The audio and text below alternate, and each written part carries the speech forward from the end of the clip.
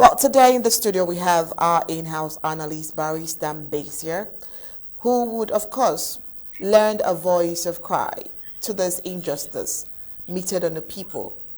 This is scary. This is scary. I mean, you could see those kids trying to run. I'm actually short of words because I wonder how long the people have suffered this particular pain. I wonder how long they've cried, and I wonder how long they will cry. Barrister Base here. Thank you for having us again. It's a pathetic story. I think yesterday we were talking about Quen. The topic yesterday was a bomb explosion, some insecurity, for which no administration has been responsible. They are not held anybody accountable. Today is a flood in the same Bamenda calling Quen. And you ask yourself, the only thing that comes out of Bamenda or Quen is bad news of things that were preventable, but they have not been prevented. And so I ask, what crime did these people commit to merit these natural consequences, some of which were preventable, to merit this insecurity, some of which is brought to them by the so-called administration. And so we look back again, I said it I think 2 days ago, about 3, 4 months ago, we saw the ambassador of France standing in Bamenda there, promising the people gold and silver in terms of development. The question is, where are they? Where are the billions they promised? It does inside Bamenda town. If they can't do anything as France, right inside Bamenda, what do you expect of other parts of the so-called Northwest? Mbengwi, Nkambe, Wum, nothing. And so you ask yourself, what do we do to merit this? It's a very big city. Do those people pay taxes? Of course they pay. They pay taxes. Are they represented in government? Of course. Bamenda is the headquarters of the CPDM. It is the headquarters of all representation in terms of. They have senators there. They have MPs. They have even super mayors. Which of whom is driving in a $1 million Toyota, and so on and so forth. And then if it is happening to Bamenda, let me just call it Bamenda, not Quen. Quen is a quarter in Bamenda. If it is happening to that big city with these people sitting there, all of them live there. And Guafo, the head of the CPDM, he is also a senator. And Guafo, another one, who is the president of the so-called regional council. They all live there. They all live there. The regional council has been there for at least 3, 4 years. What have they done? If the people were so good, all these programs they put out there, if they are not shares of development, how can they explain this happening to people in Quen?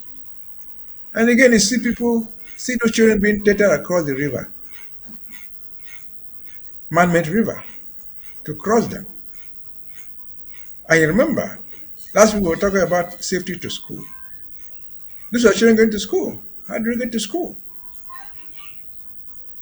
Should they send their children inside the floods? Again, this is not need to happen to us. It is not only Bamenda. I think last week we saw people being carried on their backs on the road to Ekondititi to cross man-made rivers, to cross gutters. That have been there forever, for 63 years. And so, Ambassador did not come there to suffer like this. We've got to go. Because in Modlodop, he said something about the plebiscite of 1961. All I can say about it is the plebiscite was a declaration of intention. Would you like to marry this woman? Like Honorable Jolly Tume said, I would want to marry you, but there's no marriage certificate. Even without a marriage certificate, the woman can no longer go away freely back to her parents. She must remain there and bear children unwillingly for the captor. As the Francophone says, true, c'est true. We're born it enough. Again, what's happening in Bamenda is symptomatic. It's everywhere. But it is very important that it's happening in Bamenda, where the colonial president, France, came there with his two legs, promising gold and silver. It's not even 6 months. Where are the billions they promised?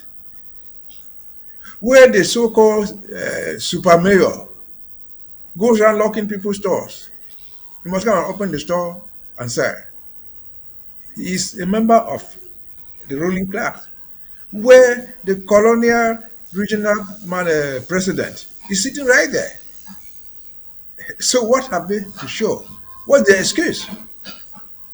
They say it is rain, of course. Are those things predictable? Of course. Climate change did not start today. Climate change is all over the world. But reasonable governments around the world take precaution, they take preventive measures. If you cannot from you take preventive measures. If it falls at this falling, what do you do? What measures are in place? Absolutely zero. So it's unfortunate, but it's a reminder to us, Ambazonians, that we have to fight and fight and fight until we get out of this mess. Again, I've said all the time, if we ever join these people, we're not asking them to come and dig gutters in our streets for us. We're not asking them to come and dig roads in our towns for us.